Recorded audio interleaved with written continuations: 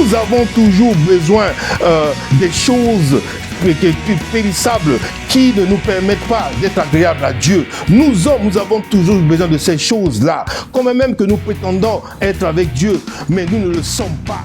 Alléluia.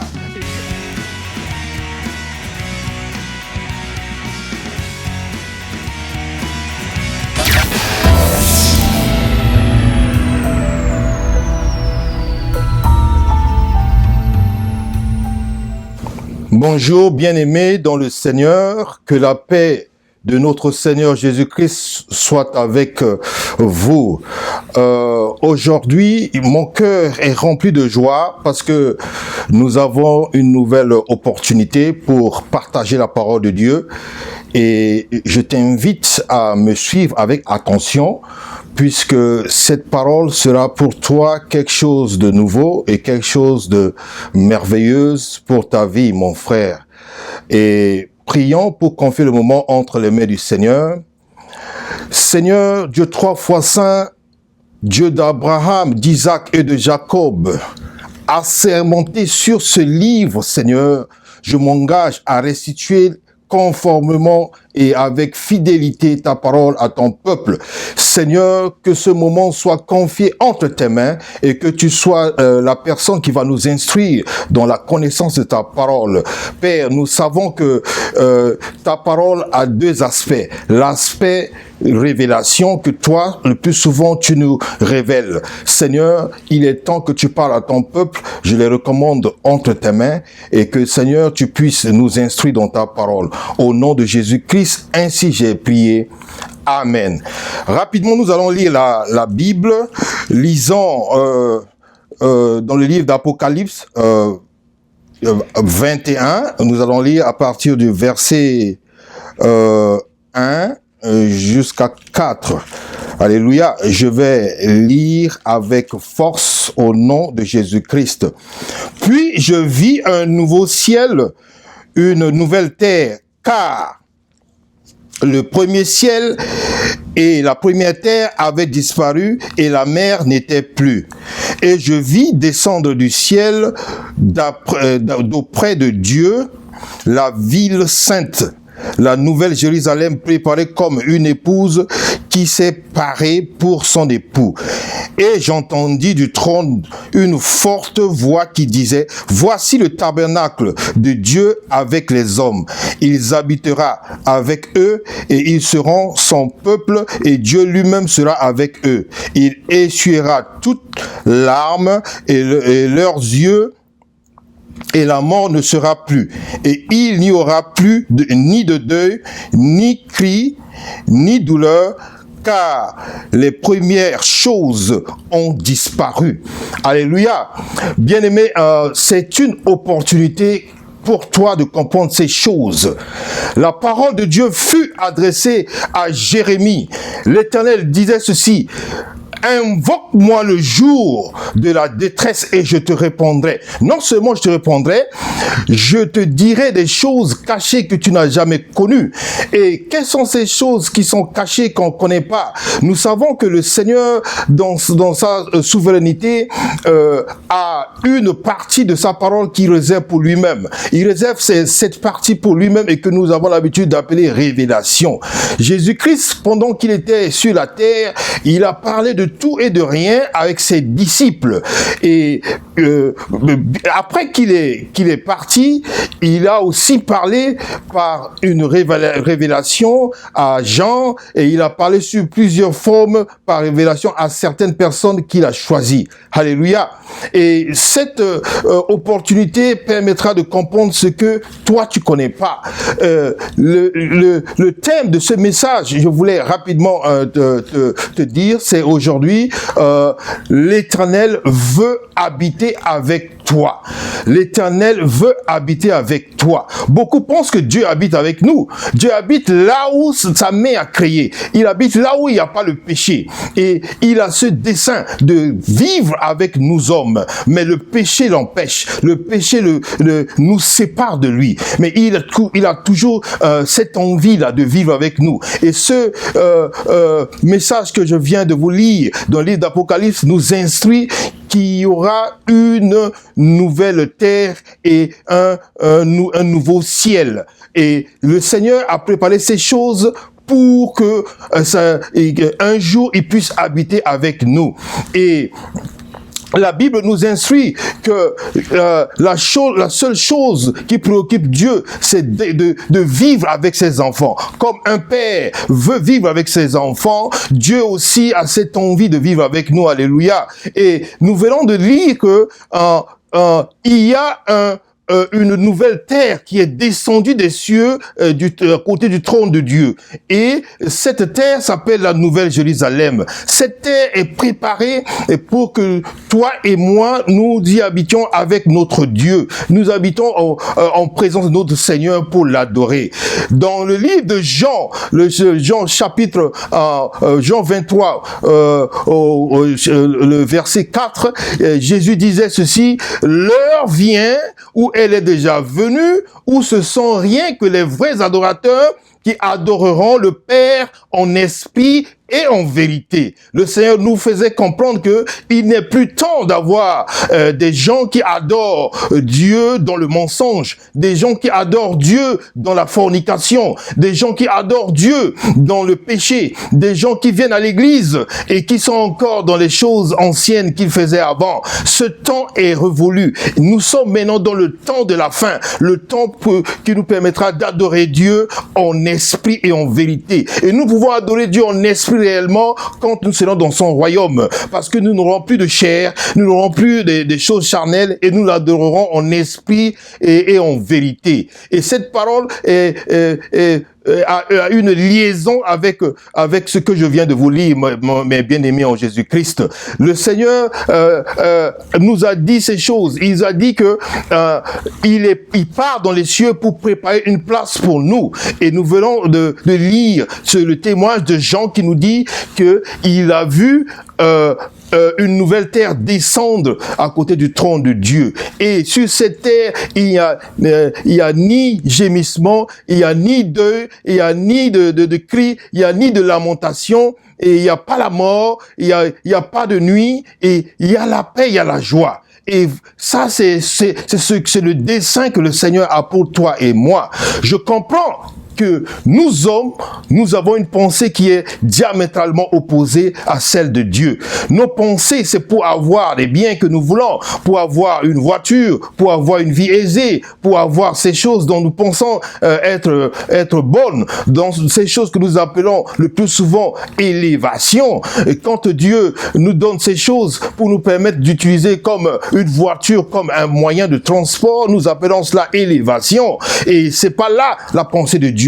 C'est pas là ce que le Seigneur veut. Le Seigneur veut à ce que nous habitons avec lui. Alors, Jean a vu comment cette nouvelle terre est descendue d'auprès du trône de Dieu. Et la Bible nous instruit que le Seigneur a ce dessein-là. Le Seigneur veut à ce que nous soyons en sa présence. Il veut vivre avec nous. Alléluia. Il veut vivre avec nous. Il veut vivre avec nous. Luc 19 au verset 10, Jésus disait: je suis venu chercher ce qui est perdu. Je suis venu chercher ce qui est perdu. Alléluia. Et la Bible nous instruit encore que la parole de Dieu sort et ne revient qu'à lui après avoir accompli ses desseins. La parole de Dieu, quand ça sort, ça revient à lui après avoir accompli ses desseins. Et nous pouvons constater ces choses-là. La Bible nous dit aussi que la parole de Dieu est Dieu lui-même. Et cette parole, c'est Jésus-Christ. Lisons dans le livre de Jean, Jean chapitre 1. Nous allons lire à partir du premier verset. Nous lirons à partir du premier verset jusqu'au verset 5. Je lis au nom de Jésus-Christ. Au commencement était la parole, et la parole était avec Dieu, et la parole était Dieu. Elle était au commencement avec Dieu, et toutes choses ont été faites par elle. Rien de ce qu'il a été fait n'a été fait sans elle. Elle a en elle était la vie, et la vie était la lumière des hommes. La lumière, lui, dans les ténèbres, et les ténèbres ne l'ont point reconnue. Alléluia. Au commencement était la parole de Dieu. Et cette parole était Dieu lui-même. Et cette parole, toutes choses ont été créées par elle. Cette parole est venue habiter avec nous pour nous éclairer. Cette parole est venue pour être un guide pour nous. Et nous l'avons rejetée, nous n'avons pas reconnu. Cette parole qui est sortie de Dieu a accompli les desseins de Dieu avant de retourner à son Père. Cette parole est venue délivrer les opprimés. Cette parole est venue guérir les malades. Cette parole est venue créer les bonnes choses là où elles n'existaient pas. Et cette parole est retourner à Dieu. Ça confirme ce que le prophète Ésaïe dit quand il dit que la parole de Dieu sort et ne revient qu'à lui après avoir accompli ses desseins. Et nous savons qu'au commencement, dans le livre de Genèse, au commencement, Dieu créa la terre. Et la Bible dit que la terre était informe. La terre était dans le ténèbre. Il y avait l'Esprit de Dieu qui mouvait sur la terre en ce temps-là. Et la terre était plongée dans le ténèbre. Le prophète Ézéchiel, nous aussi, a témoigné la révélation que le Seigneur lui a donnée. Quand Ézéchiel dit, dans Ézéchiel 18, 28 au verset 17, il nous fait comprendre que par son orgueil, par la jouissance de sa beauté, Satan a péché quand il a voulu prendre la place de Dieu, quand il a convoité la souveraineté de Dieu. Sa beauté, son orgueil l'a poussé à le faire et il était rejeté. Dieu l'a projeté sur la terre et il savait où aller. Il ne pouvait plus rester dans le royaume de Dieu. Il a été projeté sur la terre. Et la terre, quand elle a été créée, elle était couverte de ténèbres parce que la présence de Satan qui était rejeté était sur la terre. La terre était couverte de ténèbres et l'Esprit de Dieu mouvait sur cette terre-là. L'Esprit de Dieu contrôlait. Pourquoi? Parce qu'il y avait le dessein de Dieu qui était là. Parce que le plan de Dieu était là et son esprit était là. Son esprit contrôlait au-dessus des ténèbres. Et l'Éternel ordonna. Il dit ceci, que la lumière fut et que la lumière soit et la lumière fut. L'Éternel a ordonné que la lumière soit et la lumière fut. Alléluia. Il fallait une lumière pour éclairer dans les ténèbres. Il fallait une lumière pour ouvrir le chemin à l'accomplissement ou à la planification des desseins de l'Éternel qu'il a voulu le faire sur la terre. Il a fallu une lumière parce que les ténèbres ont couvert, les ténèbres ont dominé, empêchaient la vue et l'Éternel a dit que la lumière soit. Alléluia. Et cette lumière était Jésus-Christ. Il fallait que cette lumière soit.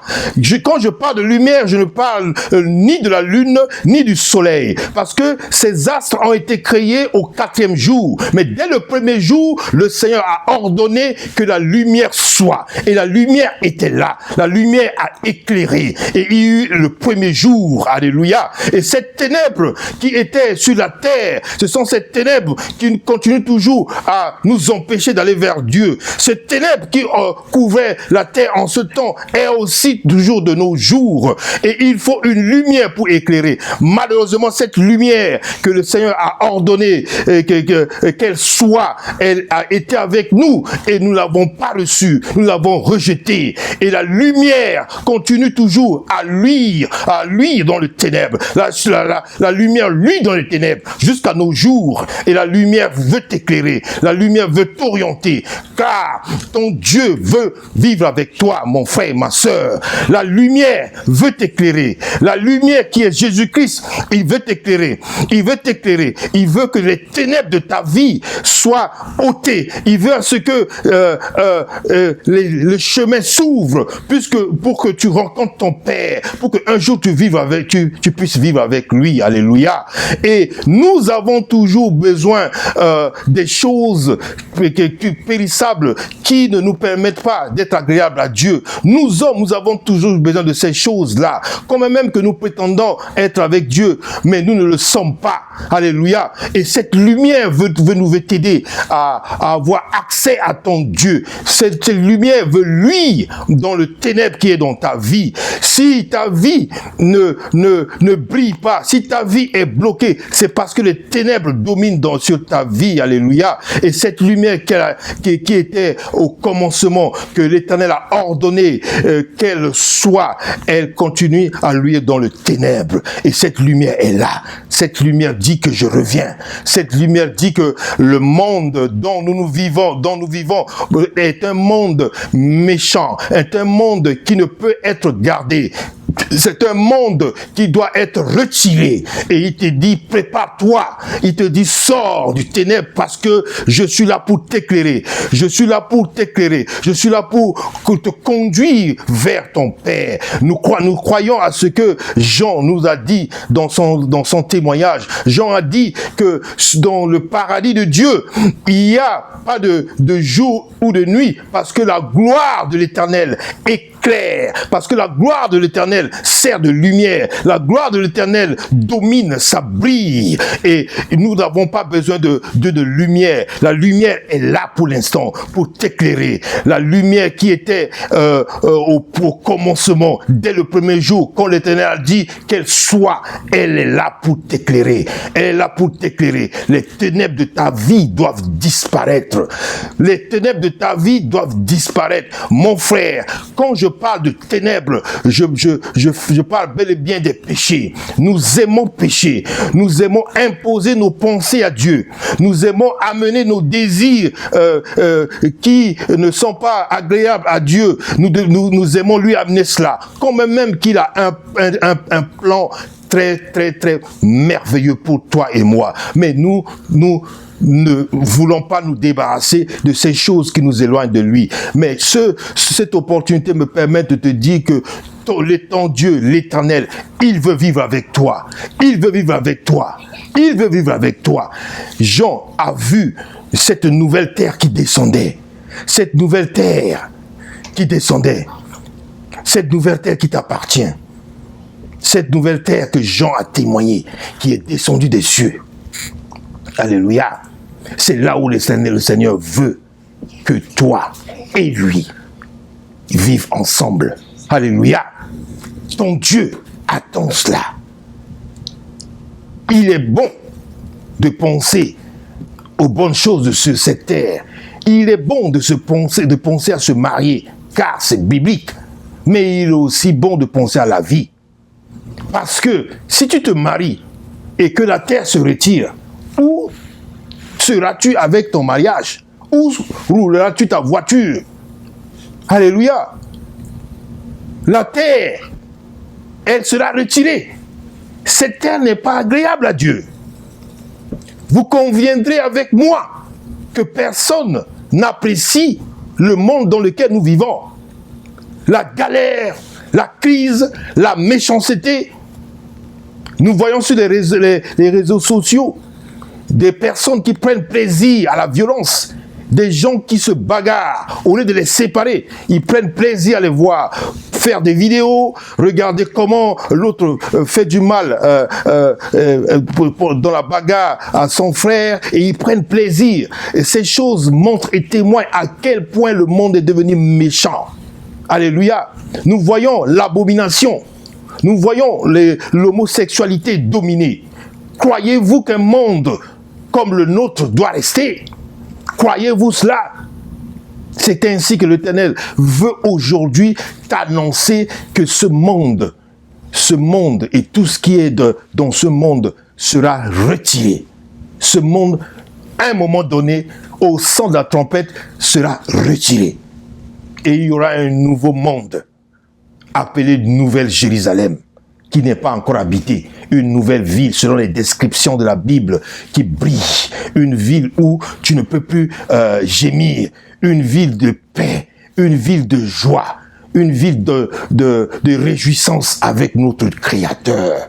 Et le Seigneur veut à ce que tu y habites avec lui. C'est ce court message que j'ai pour toi. et qui doit te permettre de réfléchir. Est-ce que aujourd'hui tu es qualifié pour cette nouvelle terre? En dépit de ta foi et tout ce que tu fais pour le Seigneur comme religion, est-ce que tu es qualifié? Parce qu'il est écrit que ceux qui disent Seigneur, Seigneur, n'hériteront pas tous mon royaume.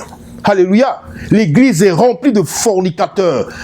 L'église est remplie d'homosexuels. L'église est remplie de pasteurs menteurs, des apôtres tricheurs, des apôtres magiciens.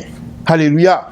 Et aujourd'hui, c'est l'opportunité pour que nous ayons une église parfaite qui témoigne le nom de Jésus-Christ. Une église parfaite qui sera présentée comme l'épouse de l'agneau. L'épouse de la lumière qui revient. Parce qu'il revient pour prendre son église, pour se marier avec son église et pour avoir son église devant le trône de notre Père qui est dans les cieux, afin que nous lui soyons agréables, afin que nous l'adorons en vérité, en esprit et en vérité. Parce qu'il est dit que c'est le temps pour adorer Dieu en esprit et en vérité. Pas le temps où tu commets, tu pratiques la débauche et que tu viens à l'église pour le louer. Pas le temps où tu es triche, tu voles l'argent dans la caisse du gouvernement et tu viens à l'église pour faire des offrandes. C'est plus ce temps-là. Pas le temps où toi, pasteur, tu utilises la magie pour séduire les gens sous prétexte que tu es en train d'exhiber la puissance de l'Éternel. Ce temps est fini. C'est le temps où nous devons être dans son royaume comme des hommes parfaits pour que ses desseins puissent s'accomplir. Voici mon message que j'ai pour toi. Mon frère, ma sœur, reçois ce message au nom de Jésus-Christ et que le Seigneur te bénisse. Shalom.